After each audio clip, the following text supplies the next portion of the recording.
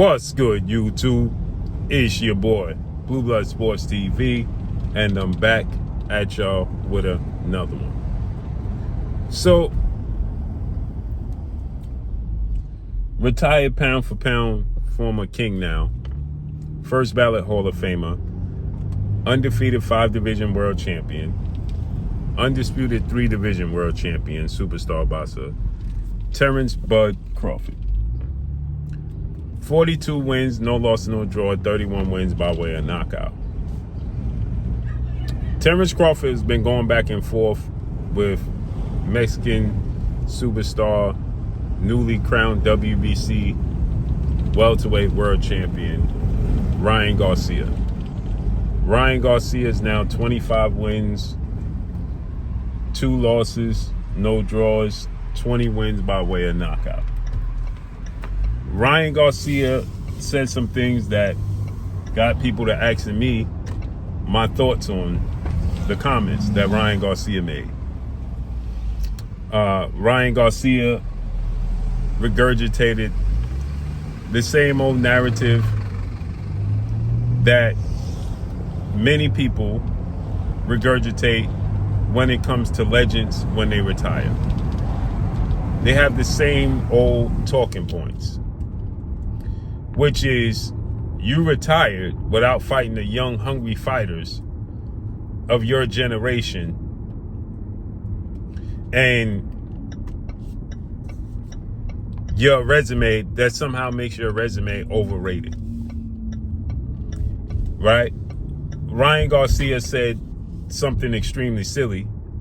He said he fought Errol Spence when he was older and Canelo when he was older. Terence Crawford is older than Errol Spence and Canelo Alvarez. So that sounds silly in itself, right? He's older than both of them. Errol Spence is 36. Terence Crawford is 38. He'll be 39 in September. Canelo is 35 years old. Right? Then he says he didn't fight the young fighters like Jaron Boots Ennis and Virgil Ortiz Jr. Now let's just make a pit stop right there. Jaron Ennis had the opportunity to fight Terence Crawford, and he went in a different direction. He had multiple opportunities to fight Terence Crawford. He was ranked number 1 in the WBO. He could have petitioned the WBO to be Terence Crawford's mandatory. He did not. He decided to go the IBF route, so that way he can petition Errol Spence to be Errol Spence's mandatory, because Errol Spence had 3 belts. He fight with Steven Espinosa in Showtime, and Errol Spence obviously is with Showtime and Al Heyman in the PBC. Right? That's number 1. Number 2, in between Terence Crawford fighting David Avanesian and Errol Spence, there was an opportunity for Jaron Boots Ennis, which I participated in, attempted to make the fight, and Jaron Boots Ennis did not make the fight because Steven Espinosa did not want to make the fight, because he did not want to step on Al Heyman and Errol Spence's toes. He said it out his own mouth. Clear as day. Right? And Jaron Boots Ennis may be unaware. From my understanding, he says he was unaware that Steven Espinosa turned it down, but Steven Espinosa turned it down. And Bozy confirmed that, I participated in that. Terence Crawford stated, he didn't feel like Al Heyman and PBC was looking to truly make a real offer to make the fight happen. And so his words was, make the fight with Jaron Boots Ennis. He ain't never seen nothing like me. We attempted, and Steven Espinosa didn't want it. So therefore, Jaron Ennis had 2 opportunities to fight Terence Crawford, and he didn't take them. Now, Virgil Ortiz. Virgil Ortiz was the WBO mandatory for Terence Crawford. When he fought against Maurice Mighty Mo Hooker, he had the opportunity. He stated After I beat Maurice Hooker, who Terence Crawford and a well-renowned trainer, future Hall of Fame trainer, Brian Bomac McIntyre, and Team Crawford trained Maurice Hooker for the Virgil Ortiz fight. Virgil Ortiz said, after I knock out Maurice Hooker in front of Terence Crawford, I'm knocking out Terence Crawford. And he was the mandatory. Terence Crawford said, okay, let's see how this plays out. But you got to get past Maurice Hooker first. He gets past Maurice Hooker. He beats Maurice Hooker. And guess what his next words are? I got to go back to the drawing board because the fight was tougher than he expected. He got to go back to the drawing board. I got to see how things play out. You know, Oscar started talking about how Virgil was green. He needed a little bit of time before Terence Crawford. So therefore, Virgil had the opportunity to fight Terence Crawford and be his mandatory, and he opted to go in a different direction. See, this is the problem with fighters today. They just speak and they don't do their homework. See, and then they say people like myself are hating on them because we pull out the receipts. They go on shows, do interviews, don't know the history, don't know the facts, and just because they're fighters, that justifies and certifies them as being correct when they're not.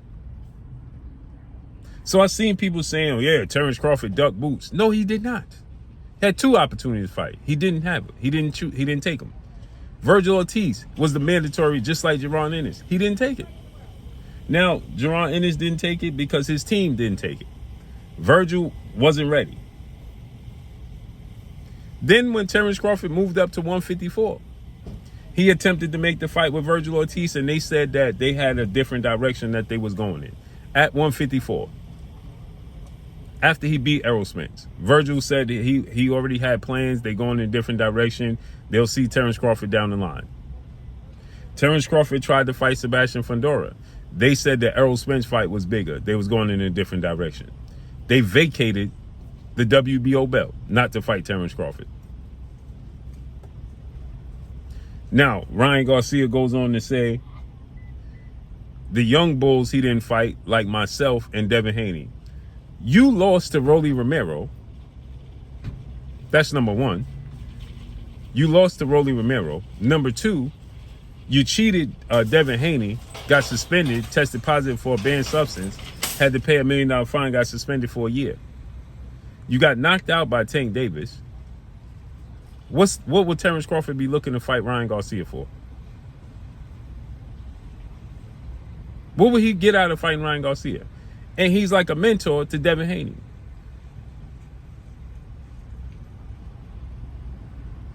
So this always comes up, just like Floyd Mayweather. Every time you talk about Floyd Mayweather's career, they say the same thing over and over again. He never fought Paul Williams. He ducked Keith Thurman. Keith Thurman was his mandatory. He ducked Sean Porter. He would have beat them, and then y'all would have said that they was too young and too green. Just like he beat Canelo Alvarez. He beat Canelo Alvarez, who was already he was already a world champion, defended his title 5 times and had a unification bout. Was considered the best fighter at 154. Floyd Mayweather beats him at 37, 38 years of age. And the only thing people talk about is that Canelo Alvarez was too green and not ready. Although Floyd Mayweather was 37 going on 38 years old, just like Terence Crawford.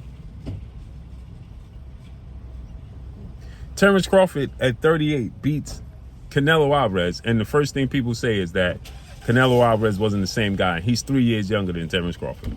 And Terence Crawford moved up essentially 2 weight classes technically. Essentially 3, technically 2. So what does Terence Crawford get out of fighting you guys? Crazy. Their credit is never no good. Andre Ward retires after beating Sergey Kovalev. Was trying to fight Adonis Stevenson. Adonis Stevenson, they was having issues with sides of the streets and so on and negotiations. The fight didn't happen with him and Adonis Stevenson. He retires, and the first thing people start talking about is Andre Ward ducked Artur Beterbiev, Dmitry Bivol.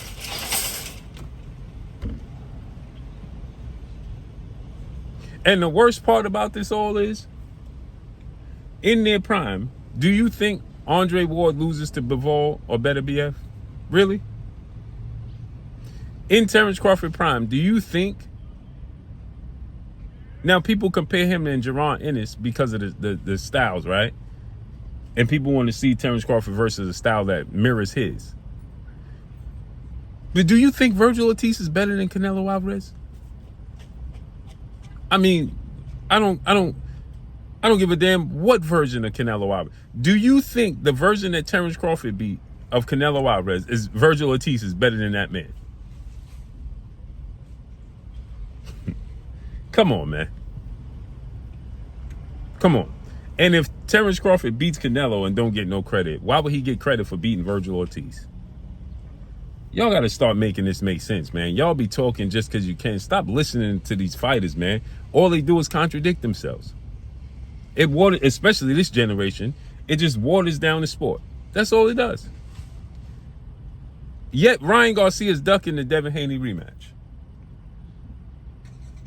And man, that's all I got for y'all, man. Follow me on Instagram at Blue Blood Sports TV, all one word. I'm gone. Peace.